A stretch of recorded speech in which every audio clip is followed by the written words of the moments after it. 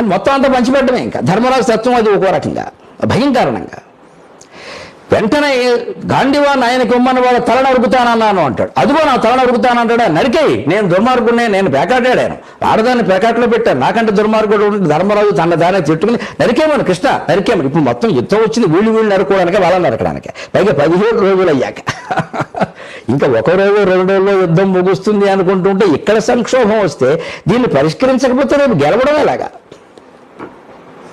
నేను అర్జునుడిని ధర్మరాజుని చంపుతాను ముందు, కర్ణుడి కంటే ముందు నా గాంధీవాన్ని ఇంకోటికి ఇమ్మంటాడా అని అర్జునుడు అంటాడు. ధర్మరాజు అంతగానే నేను అంటే అన్నాను, ఇంకా ఎన్నేనా అంటాను, వాడిని చంపుకుని ఇక్కడికి వస్తావా అని ఈయన అంటాడు. దానికి పరిష్కారంగా కృష్ణుడు చెబుతాడండి.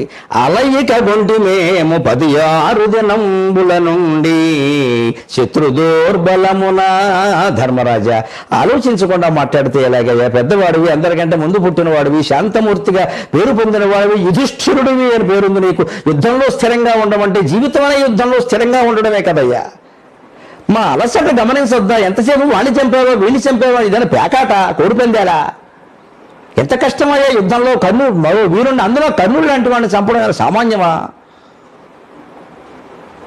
అలయిక గొంటి మేము.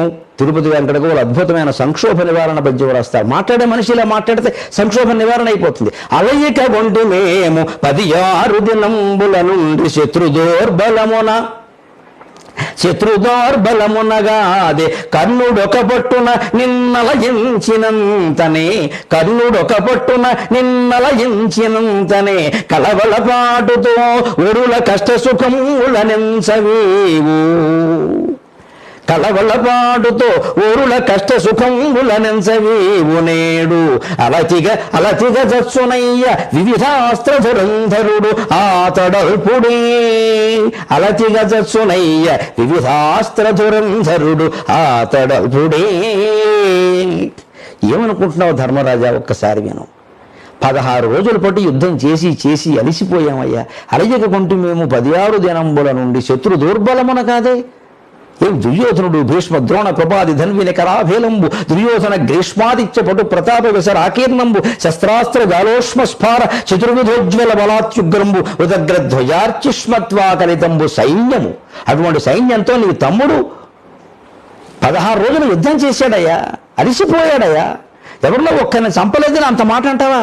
నేను చంపకుండా వాడిని ఏమైనా పూజిస్తామేమో, కాసేపట్లో చంపుదాం, త్వరలో విడుదల. అది కంగారు పడిపోతే అలాగా. ఇది మేనేజ్మెంట్, ఇది క్రైసిస్ మేనేజ్మెంట్. ఉద్యోగుల మధ్యలో, పెద్దవాళ్ళ మధ్యలో, వ్యాపారంలో భాగస్వాముల మధ్యలో, కుటుంబాల్లో ఉండే భార్యాభర్తల మధ్యలో ఒకరినొకరు తిట్టుకుని నువ్వెంత అంటే నువ్వెంత, నిన్ను చంపేస్తా అంటే నిన్ను చంపేస్తా అని వచ్చినప్పుడు పెద్దవాళ్ళు చేయవలసింది ఇది.